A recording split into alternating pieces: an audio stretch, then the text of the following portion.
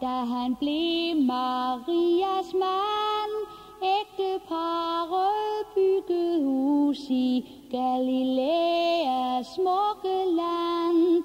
Josef og Maria vandrede af en tør og støvet vej. Så et træ Maria bad, da Josef pluk et bær til mig. Kirsebær på træets grene lyste rødt som hjerteblod, og de vilde røde roser voksede tæt om træets fod. Pluk et bær, sagde hun til Josef, det var kun en lille bøn. Og når hjertet bar hun barnet, der blev himlens kongesøn.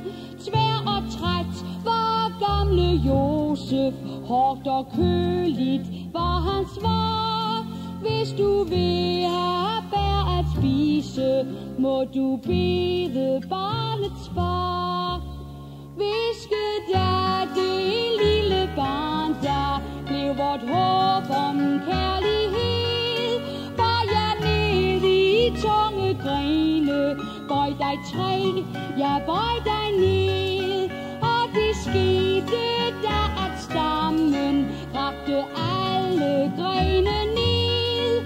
Og hun råbte, træet bøjes af en magt, som ingen ved. Og hun plukkede bær så røde, som det hede hjerteblod. Tunge dråber faldt i støvet for Marias smalle fod.